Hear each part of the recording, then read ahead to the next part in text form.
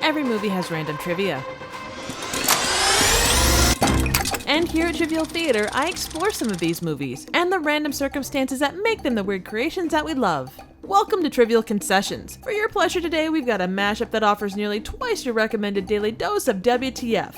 And once we nuke it in this wonder of modern technology, it offers a spectacle that truly astounds. This is Microwave Massacre. The opening microwave is, to put it mildly, not your average kitchen model. And the apparent side effects of being too close to it probably aren't typical either. The next set of shots feel like they could have fallen out of the music video for the late 90s hit Cisco's Thong Song. She has dumps like a truck, thighs like what, all night long, and so on, and so on.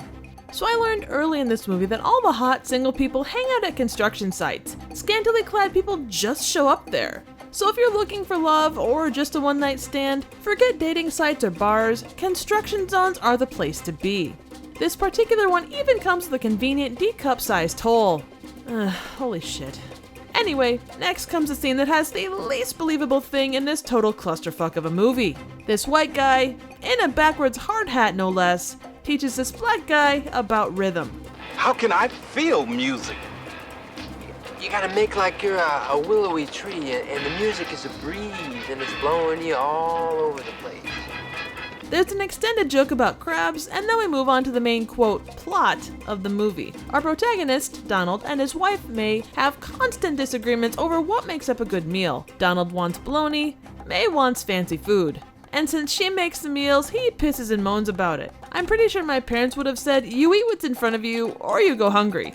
But that's just me. Anyway, May is particularly inspired to up her culinary game because of her fancy new microwave. But there's a deeper issue here involving their love lives. I can't remember the last time you were romantic with me. It was April 1962. A great battle ensues after May tries to give Donald a fancy hat from the leftovers of their meal, and he ends up bludgeoning her to death with a pepper grinder. He then stores her in a microwave because apparently in addition to cooking food, it also keeps corpses fresh. Donald then goes all Gordon Ramsay and microwaves May. He accidentally discovers how tasty she is. From this we can reasonably assume that no sex for 15 years equals becoming a cannibal. I mean, the science is right there, right? Anyway, he gets his buddies loving his food, and their requests for more help him decide to continue on the cannibal train. Once he hones his craft, Donald begins tracking down hot ladies.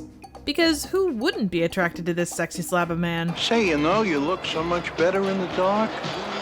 After putting his bread in their oven, he puts them in the microwave and turns them into sandwiches. But as always, he practices safe freezing by wrapping everything in tin foil before putting it in the freezer, which is also home to his wife's head. Side note, when freezing human remains, remember to move the oldest stuff up front. That way you aren't losing the good stuff to freezer burn.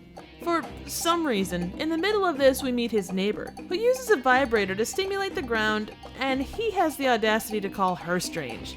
Dude, maybe take a look in the mirror.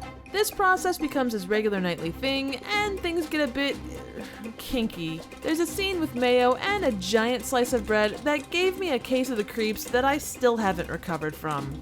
Although he thoroughly cooks his meat.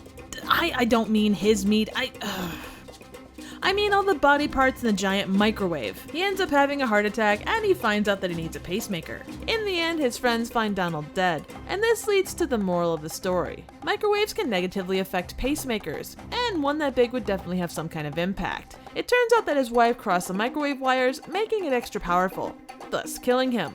Apparently 15 years without sex affected her too.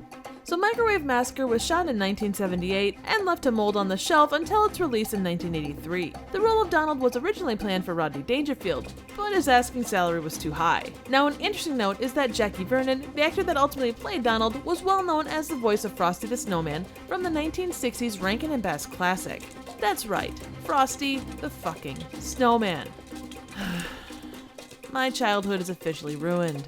So I was trying to get inside the writer's head while watching this movie, and I came to a couple of conclusions. I'm thinking he went in wanting a modern retelling of Sweeney Todd crossed with an attempted softcore porn.